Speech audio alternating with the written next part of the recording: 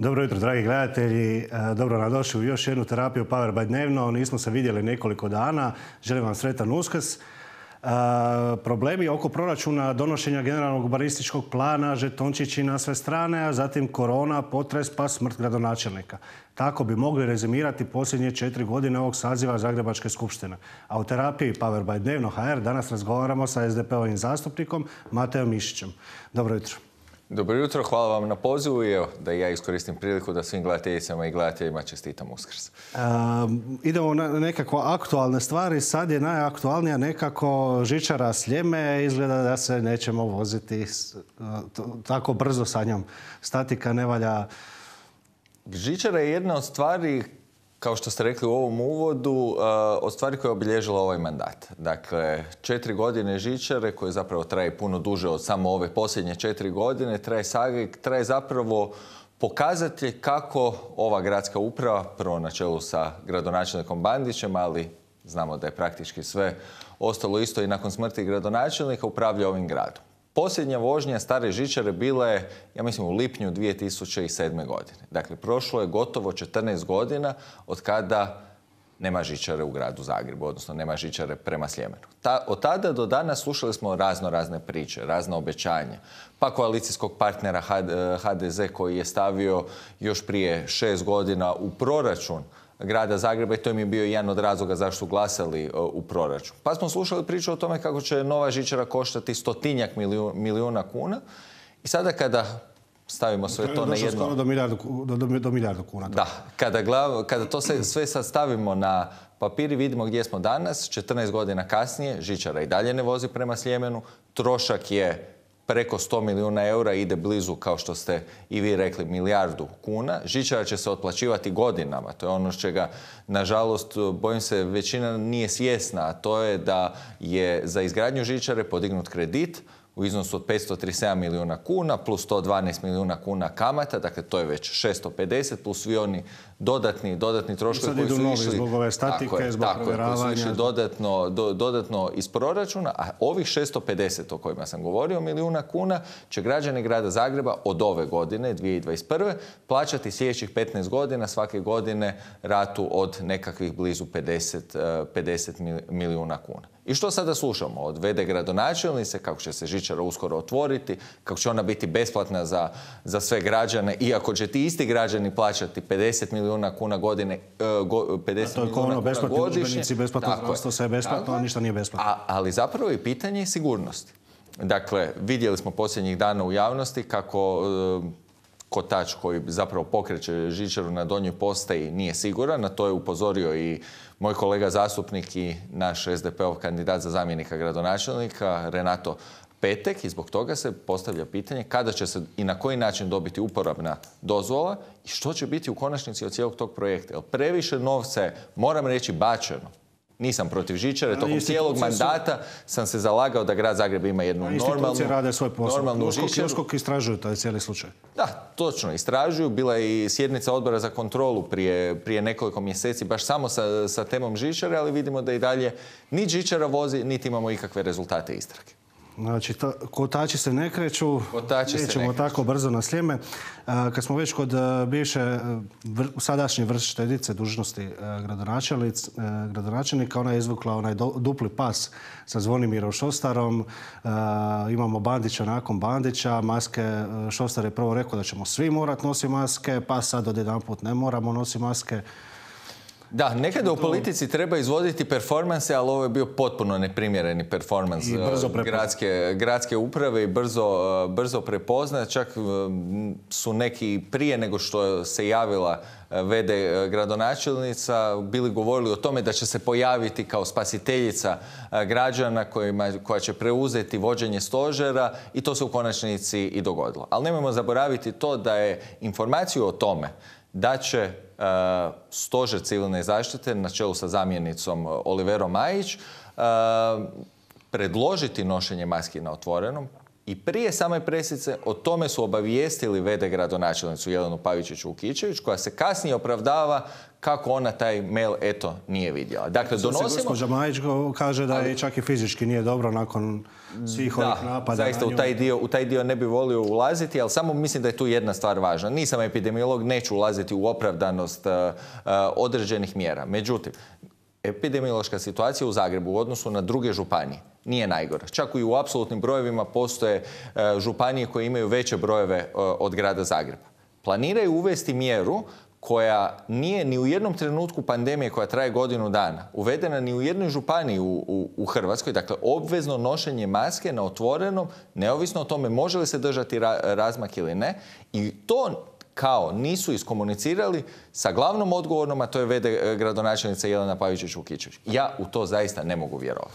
Pa dobro, to su političke igre, kampanja je u tijeku, moramo svi imati nekako prostor. Ja?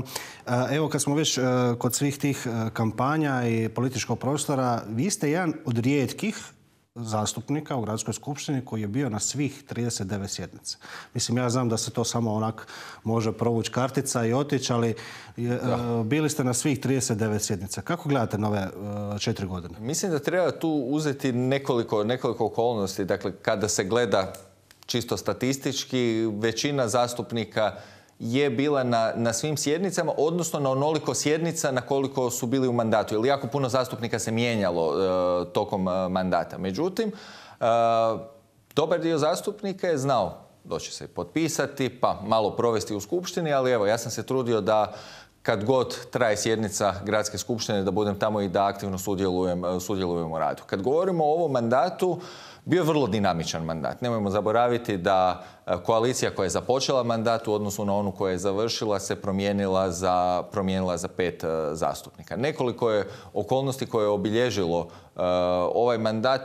Primarno jedna scena koja će meni ostati u pamćenju je donošenje proračuna za 2019. godinu. To je bilo u prosincu 2018. kada su svi očekivali da ćemo ići na prijevremene izbore i kada je zapravo preko noći tada gradonačelnik Bandić uspio prikupiti... Je bilo govora da će uspjeti nekako oporba cijela, skupiti se, pa čak ste imali 2 puta mogućnost da cijela oporba, čak i neki koalicijski partneri Milana Bandića u tom trenutku glasa za raspuštanje skupštine, odnosno protiv Bandića. Zapravo I tada 2 puta se nije uspjelo to organizirati.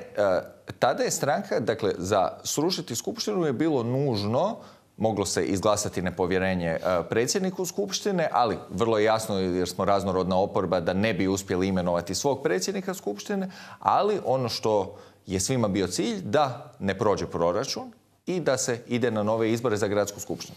Moram podsjetiti, preko noći 3 zastupnika, dakle 1 zastupnik HSS-a, 1 zastupnik HSLS-a, 1 zastupnik nezavisne liste Sandre Švaljeg, su preko noći odlučili promijeniti boju dresa. Kao SDP-ovcima. Vas su napustili 2 ili 3 zastupnika. Ne, nas je napustilo 2, ali ne u tom trenutku.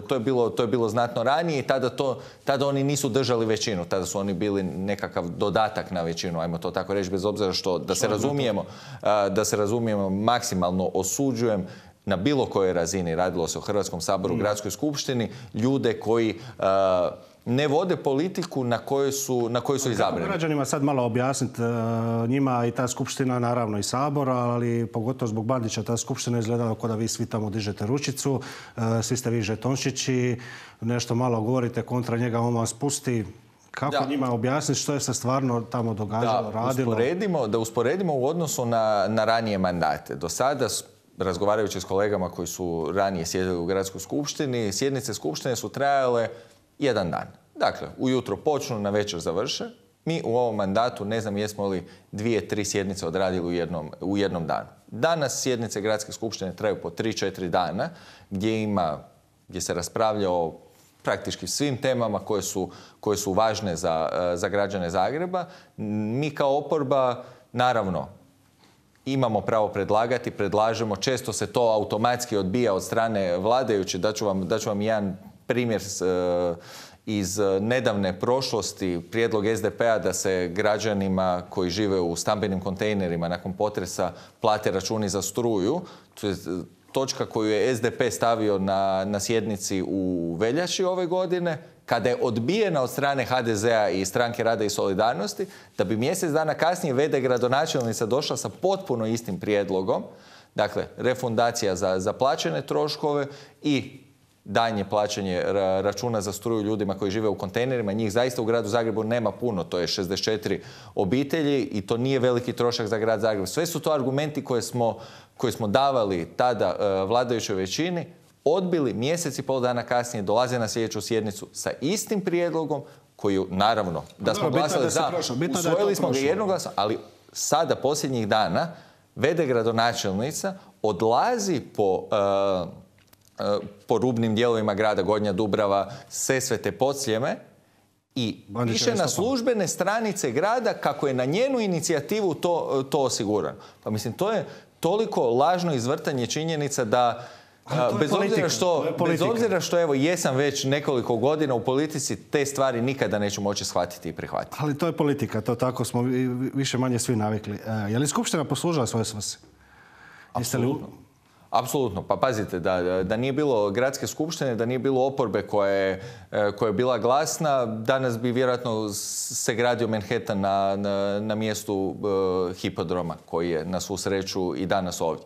Da nije bilo skupštine, gradila bi se kompostana u Brezovici, odlagalište glomaznog otpada u Podsusetu. Dakle, zaista postoje određeni rezultati i to, bez obzira što HDZ voli tu sebe predstavljati kao spasitelje ili korektive vlasti, činjenica je da je to do svega toga došlo baš zbog, s jedne strane, pritiska oporbe, a s druge strane, naravno, kada su mediji to prepoznali, štetnost određenih odluka, onda i pritiska javnosti. Nažalost, neke stvari nismo uspjeli spriječiti, dakle, osnivanje...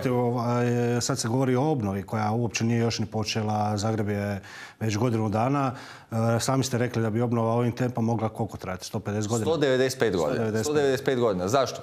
Baš taj posljednji proračun... Ali zakon je donesen upravo i na prijedlog SDP-a u Saboru. Mislim, SDP je podržao. SDP, apsolutno. Ja podržavam kolege u Saboru koji su glasali za zakon. Jer prvo smo 6 mjeseci nakon potresa čekali zakon. Zakon je imao određene manjkavosti na koje su kolege upozoravali. Međutim, u tom trenutku glasati protiv zakona, ići protiv zakona i dodatno odgađati obnovu je u tom trenutku bilo suludo. I zbog toga su kolege to podržali i to je u redu. Međutim, i 6 mjeseci nakon zakona vidimo da obnova u gradu Zagrebu još uvijek nije počela. U proračunu grada Zagreba za 2021. koje su izglasale stranka 365 i HDZ je izdvojeno za obnovu grada Zagreba 82 milijuna kuna. Ja sam predlagao jednu točku dnevnog reda još u prosincu gdje sam tražio od gradonačelnika da izvijesti gradsku skupštinu na koji način će se financirati dio obnove koji bi trebao ići iz proračuna grada Zagreba. To je 16 milijardi kuna. Zašto? 80 milijardi je procijenjena šteta na području grada Zagreba.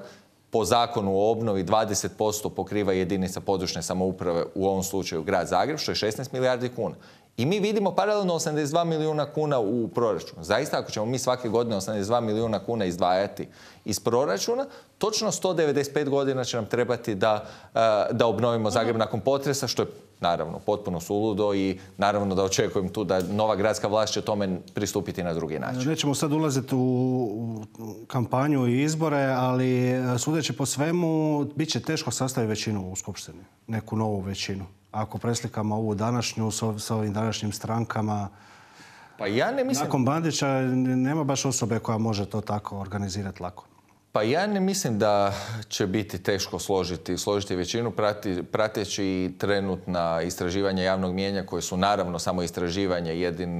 Jedina prava anketa su izbori. To je floskula, ali koja je zaista vrlo često se pokazala kao jedinom relevantnom.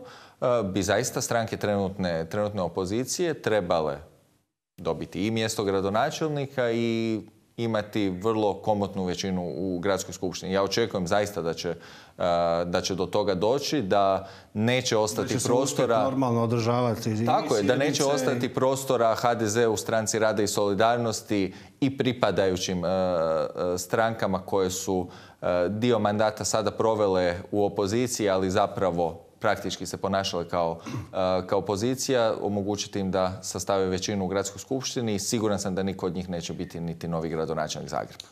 Hvala vam puno, hvala vam na dolasku. Hvala vam. Toliko od mene, a vi ostanite uz Jutrogram. Lijep pozdrav.